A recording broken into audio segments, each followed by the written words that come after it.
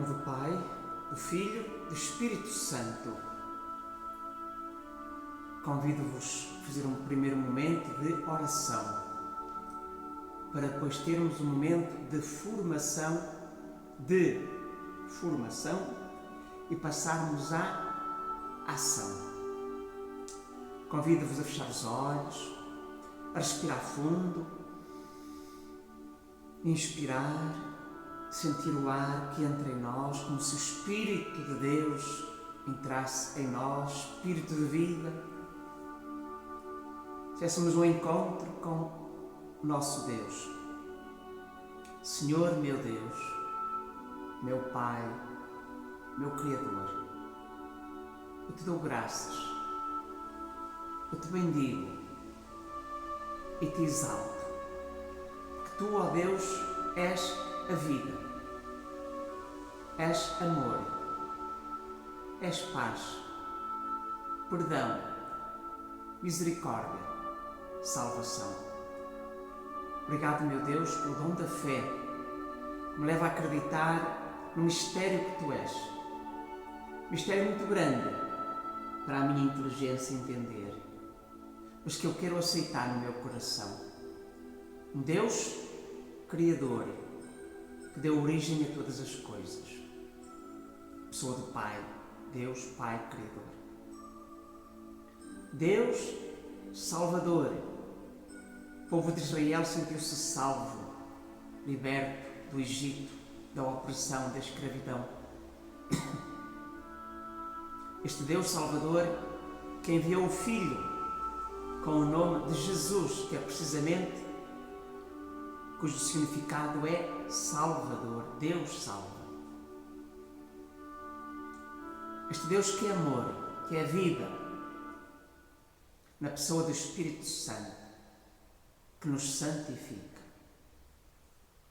Obrigado, Senhor Deus, que sois família, que sois união, que sois comunhão, nos convidais precisamente a nós, a humanidade, a sermos também família, união, comunhão, fraternidade, amizade, solidariedade. Glória ao Pai, ao Filho, ao Espírito Santo, como era no princípio, agora e sempre. Amém. Nossa Senhora, Mãe da Igreja, rogai por nós. Em nome do Pai, do Filho e do Espírito Santo. Amém. Eu rezei voltado para o sacrário, estou numa igreja, porque o sacrário é uma presença real de Jesus, presença real de Deus. Por isso é que há uma luz sempre acesa. Antigamente era de azeite, que era preciso mudar, acrescentar. Agora a lâmpada é elétrica. Mas significa sempre presença de alguém. Presença real de Jesus no sacrário. Hoje vou falar da Bíblia, que é também uma presença real de Jesus. É bom que nós saibamos fazer esta distinção. Estou na segunda parte dos vídeos que eu faço, a formação, que é muito importante. Temos que distinguir, uma coisa é a presença real de Jesus e de Deus, outra coisa são as memórias de Deus, de Jesus. A Bíblia, presença real de Deus, palavra de Deus. Ora, se a palavra fala, se a palavra se pronuncia, está presente, é presença de alguém. Neste caso, eu leio ou eu escuto e Deus fala para mim. Presença real de Deus, de Jesus Cristo, do Espírito Santo. O sacerdote é também uma presença real. Jesus escolheu 12 apóstolos. Já no Antigo Testamento escolheu Abraão, Moisés, os profetas. Jesus escolheu 12 pessoas, entre os muitos que os seguiam, escolheu 12. Os apóstolos escolheram outros. E este testemunho de geração em geração, que o poder passa de geração em geração.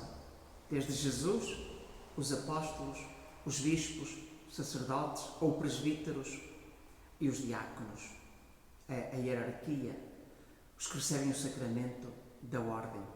Quando o sacerdote fala, não é apenas o padre que fala, é muitas vezes Jesus a falar. Nem sempre, porque às vezes também dizemos disparates, mas muitas vezes é Jesus a falar. O padre batiza, é Jesus quem batiza. Perdoa, é Jesus quem perdoa. Consagra o pão e o vinho, é Jesus quem consagra o pão e o vinho, também pela ação do Espírito Santo. Abençoa no matrimónio, unge os doentes, os idosos, os moribundos. É Jesus que está ali presente com o seu Espírito. O matrimónio abençoa, é o Senhor que abençoa aquele matrimónio. O sacramento da ordem é o Espírito Santo que vem ungir, escolher, selecionar esta pessoa. Portanto, o sacerdote, que também se chama presbítero, é presença real de Jesus. Cada um de nós é presença real de Jesus. É uma pessoa sagrada. Porquê? Porque Deus mora em nós. Quando 2 ou 3 se reúnem para rezar, aí está Jesus, presença real de Jesus. Quando a família se reúne em casa para rezar, aí está Jesus. São presenças reais de Jesus. Olhe para uma vela. O que é uma vela? É uma memória. Lembra-me Jesus que é a luz do mundo. Lembra-me a vela do meu batismo, da minha primeira comunhão e da profissão de fé. Lembra-me a minha fé, que é uma luz que nos ilumina. A palavra de Deus também é a luz que nos ilumina. As vossas palavras, Senhor, são luz no meu caminho, luz para os meus passos. Aqui é presença real. Aqui é uma memória. Quando eu pego no rosário, ou também lhe chamam um terço, é uma memória, lembra-me a oração que devo rezar.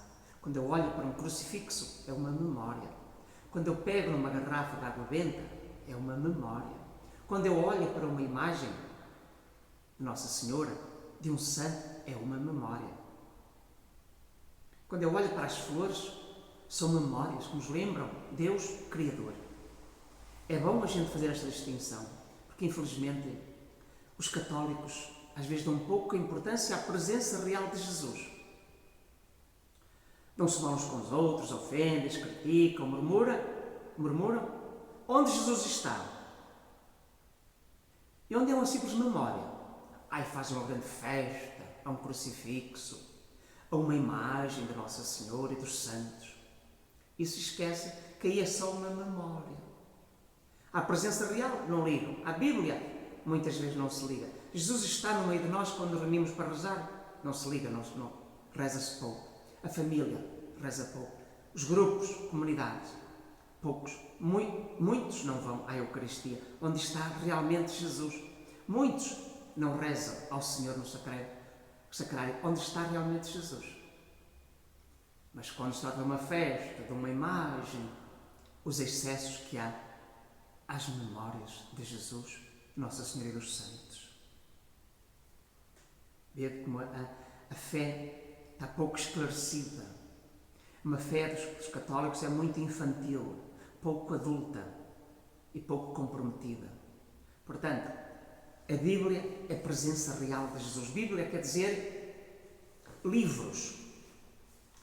Palavras como biblioteca, lugar onde há muitos livros. Bibliotecário, pessoa que cuida da biblioteca. São 73 livros que nós chamamos de Palavra de Deus. Palavra de Deus aos homens. Também lhe chamamos Sagrada Escritura, livros sagrados. Porque o próprio Deus passa por meio destas palavras. Antigo Testamento, que é a primeira parte da Bíblia, escrita antes de Jesus vir ao mundo, são 46 livros. Novo Testamento, escritos depois de Jesus vir ao mundo, há 2020 anos, 27 livros. Estes livros estão divididos em grupos. Temos o Pentateuco, livros históricos, livros sapienciais, livros proféticos. Porque o conteúdo é diferente. O seu género literário é diferente, o seu estilo é diferente. Cada livro divide-se em capítulos. Cada capítulo divide-se em versículos. Para podermos encontrar uma passagem da Bíblia, fazemos uma citação.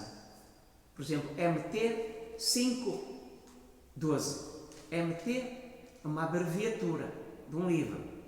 MT, a gente pensa, de onde é que vem MT? Mateus. Mateus é o quê? É um apóstolo, um profeta, patriarca. Mateus era um dos 12 apóstolos, mas escreveu um livro que é um Evangelho. MT, então é Mateus, Evangelho de São Mateus. 5,12. 5 é o capítulo e 12 é o versículo. Sagrada Escritura. Os homens escreveram relatos de acontecimentos, por vezes muito distantes do tempo, ou seja, aconteceram agora e alguns só foram escritos passados 100 anos, 200 anos, 400 anos, 500 anos, 700 anos. Portanto, há um grande afastamento entre o acontecimento e a escrita. O que quer dizer que às vezes poderá haver exageros, excessos, imperfeições, incorreções. Assim, ao escrever, os hagiógrafos, os escritores sagrados, ao escrever, temos que ter em conta muitos condicionamentos. Primeiro, condicionamento do tempo. Os livros da Bíblia são fruto do seu tempo. Comunicam uma mensagem histórica a algo que aconteceu no passado. E às vezes há um grande distanciamento. Condicionamentos de espaço.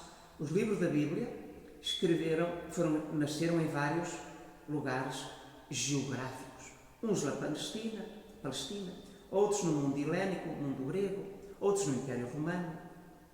Portanto, cada livro foi escrito num determinado lugar. Condicionamentos de raça, porque os livros da Bíblia procedem quase todos do povo semita, povo hebreu ou povo judeu. Portanto, esta raça, este povo tinha determinadas formas de pensar, de escrever, de sentir. E depois também a cultura, a mentalidade daquele tempo, há 4.000 anos, 3.000 anos, 2.000 anos. A palavra de Deus foi-se transmitindo primeiro, palavra oral. Os acontecimentos eram transmitidos de forma oral, de boca em boca. Os pais transmitiam aos filhos, aos netos, bisnetos e por aí fora, isso transmitindo de boca em boca. Até que com o tempo alguém foi pondo por escrito aos bocados estes textos. Porquê é que estes livros, a Sagrada Escritura, são chamados livros sagrados? É porque foram inspirados. É uma característica que distingue os livros de outros livros humanos. Os judeus e a Igreja considerou estes livros inspirados, ou seja, foram escritos com a ajuda do Espírito Santo. Toda a Escritura é divinamente inspirada. Mas atenção, houve livros que parece que são sagrados, mas não foram considerados inspirados pelo Espírito Santo. Houve homens que escreveram em nome de Deus e esses livros foram aceitos como inspirados e estão dentro da Bíblia, da Sagrada Escritura. Há livros com nomes próprios também nomes sagrados de pessoas importantes que não entraram no cânon. O cânon é a regra, é o grupo selecionado dos livros sagrados, porque são chamados os apócrifos, ou seja, têm algumas verdades, têm algum valor, mas não foram considerados inspirados. A verdade da Sagrada Escritura. A Bíblia transmite verdades. E Jesus é a própria verdade. Nem tudo o que lá está são factos. Nem tudo o que lá está aconteceu mesmo. Mas tudo o que lá está é verdade que conduz à salvação. A Bíblia não transmite verdades científicas. Tem algumas verdades históricas, nem tudo é histórico, mas são verdades de fé para levar a pessoa a aceitar Deus, a dar o seu sim, a seguir este caminho e salvar-se. Quando um professor de ciência, de história, de geografia, diz aos seus alunos: o mundo não apareceu em 6 dias como diz a Bíblia está errada, portanto aquilo é só historinhas da carochinha, aquilo está tudo errado.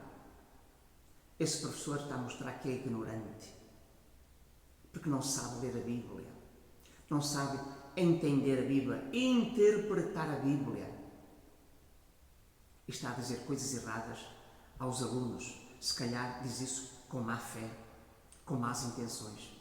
Porque a Bíblia não foi escrita para ensinar ciência. Porque os autores sagrados, os geógrafos, há 3, 4 mil anos, há 2 mil anos, não sabiam o que nós sabemos. Não foi essa a sua preocupação de transmitir verdades científicas. Portanto, as verdades é a verdade sobre Deus, é a verdade sobre o homem.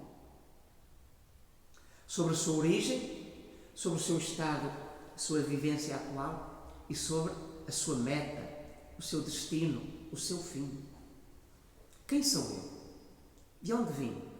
Que faço na Terra? Para onde vou? Perguntas profundas. Qual é a minha missão na Terra? O que é ser homem? Em que é que um homem se distingue de um animal? Porque é que é superior? Há perguntas que nós fazemos. E se não formos buscarmos a revelação à Bíblia, não encontramos respostas satisfatórias a estas perguntas profundas. E, portanto, a nossa identidade, o quem sou eu, a verdade sobre mim, sobre Deus, sobre mim, sobre a pessoa humana, essa verdade, a verdade total, encontramos-la na Sagrada Escritura. Para interpretar a Sagrada Escritura é preciso ter em conta certas coisas. Géneros literários, quer dizer, a forma como se escreve um episódio, um relato, um acontecimento. Por isso é que o Antigo Testamento tem o Pentateuco, tem os livros históricos, tem os livros sapienciais e os livros proféticos, que são grupos diferentes. Porquê? Porque o seu conteúdo é diferente, o seu objetivo é diferente, o seu género literário é diferente. Depois temos os sentidos da Bíblia. Isto quer dizer o seguinte: um texto pode ser lido à letra, o sentido literal, aquilo que o escritor sagrado quis dizer naquele tempo, no passado. Há um sentido pleno, mais profundo, que se vai entender mais tarde, à luz de revelações posteriores. Ou seja, o sentido pleno de um texto tem em conta o passado, o presente e o futuro. E só no fim da revelação é que se conhece totalmente esse texto. Por exemplo, textos do Antigo Testamento que falam que Deus um dia iria enviar um Salvador, um Messias, um Libertador, um Filho do Homem, uma pessoa extraordinária. Isso só se vai entender o sentido pleno desse texto quando olharmos para a encarnação de Jesus. Depois há o sentido típico de um acontecimento concreto, que tem uma interpretação concreta ligado àquele acontecimento. Há uma união entre o Antigo e o Novo Testamento, uma sequência. Há um fio condutor, e o fio condutor é a aliança. A palavra aliança é fundamental. Antiga aliança, Antigo Testamento. A palavra testamento significa aliança. Primeira aliança que Deus fez com a humanidade, com Abraão. Primeira aliança, Antiga aliança, Antigo Testamento. Os livros que contam estes acontecimentos. Depois há Novo Testamento, Nova Aliança. O pacto de amor de Deus com a humanidade. Primeiro, Deus fez uma aliança de amor, como os casados têm uma aliança entre duas partes, homem e mulher. Na Bíblia, entre Deus e um povo concreto, uma raça concreta, um povo concreto, um país concreto. Deus disse a Abraão: Abraão, eu quero ser o teu Deus. Não terás outros deuses e tu serás o meu povo. Eu te protejo, te abençoo e tu só me adoras a mim. E começou a escolha, a eleição de um povo, uma aliança, um pacto de amor, que se prolongou durante quase 2000 anos, 1800 anos. Depois vem Jesus Cristo, que faz uma nova aliança, um novo pacto, alargado a todos os povos. Não apenas um povo, uma raça, mas a todos os povos. Jesus disse: ide por todo o mundo, pregai o Evangelho a toda a criatura, fazei discípulos de todos os povos. A nova aliança é entre Deus e toda a humanidade. Trata-se de uma aliança comparada a um matrimónio, um casamento. Aliás, essa imagem aparece no Antigo Testamento. Como nas bodas de Caná, há um casamento onde Jesus estava presente, e sua mãe e os apóstolos. Portanto, é um símbolo desta nova aliança, este novo casamento de Deus connosco, que transforma a nossa vida numa vida bela, bonita, gostosa, saborosa, como Jesus transformou a água em vinho. Assim Deus quer transformar a nossa vida. Portanto, a fé é uma resposta a esta amizade, a esta iniciativa de Deus. Deus tem a iniciativa e vem ter connosco Abraão, os patriarcas, Moisés, os profetas, os reis, e vem ter connosco na pessoa de Jesus Cristo. Deus pergunta a cada um de nós: queres ser meu amigo? Queres acreditar em mim? Queres confiar em mim? Queres amar-me como eu confio em ti, acredito em ti e te amo? Se quiseres, serás feliz. Traz vida abundante, traz paz, saúde, progresso, salvação eterna. Se queres, é uma liberdade. Deus propõe, não impõe. Portanto, a fé é uma amizade. Não é andar como quem anda numa escola, aprender umas coisas e depois se vai embora, desaparece. Como vemos tanta gente de meia idade, jovens de meia idade, que desaparecem da igreja. Andaram na catequese, foram batizados, andaram na catequese há algum tempo e depois desaparecem. Acabou-se a aliança de amor com o Senhor Jesus. Acabou-se a ligação, a união. Há como que um divórcio, uma separação. E é pena que as pessoas não percebam que a fé é para toda a vida. É um casamento, é uma aliança para toda a vida. É uma união, uma comunhão para toda a vida. É toda a vida encontrar-se com um tu, com o outro, com Deus que é totalmente outro, totalmente diferente de nós. É uma ligação, afeto, amor, coração, entendimento, diálogo, presença. Mas se a pessoa vai embora, não quer saber do amigo, Deus deixa-o ir. E é isso que acontece, infelizmente, com tantos cristãos, com tantos católicos. Frequentaram, viveram unidos ao Senhor há algum tempo e depois separam-se e lá vão à vida. E quando precisam, parecem. A amizade não é só quando nós precisamos. A ligação a Deus é para toda a vida. Oração, formação, ação. Qual é a ação? É ler a Bíblia, é amar a palavra de Deus. Ler a Bíblia com os olhos, escutá-la quando vamos à igreja com os ouvidos e acolhê-la no coração, amá-la no coração e pronunciá-la, proclamá-la aos outros na boca. Boca? Não, testa, para entendermos a palavra de Deus. Boca, para pronunciarmos aos outros, proclamarmos aos outros a palavra de Deus. Coração, para acolhermos a palavra de Deus e amá-la. Que importa ouvir a Bíblia, a palavra de Deus, se não pomos em prática? Que importa um senhor padre fazer um aviso? Vai haver uma reunião de formação bíblica.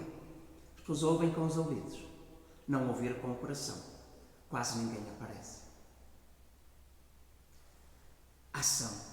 Ler a Bíblia, ler os Evangelhos, ler as explicações, ler as introduções, ler as explicações ao fundo, ler, entender o texto, meditar, o que é que o texto me diz a mim, orar a partir do texto, contemplar e adorar Deus e ação. Como é que eu vou pôr em prática este texto? É a leitura orante da Bíblia, Lectio Divina. Meus amigos, procuremos então ter amor à Bíblia, ter em casa uma Bíblia. O Papa Francisco pediu que os católicos andassem com um Evangelho no bolso, ou com os 4 Evangelhos, ou com o Novo Testamento no bolso, ou com a Bíblia, que agora há modelos pequeninos, para ler. Estamos parados aqui e acolá, estamos à espera disto, daquilo. Ler a Bíblia, ler a Palavra de Deus, que é a presença real de Jesus. Cada um diga: Senhor, Tu me falas.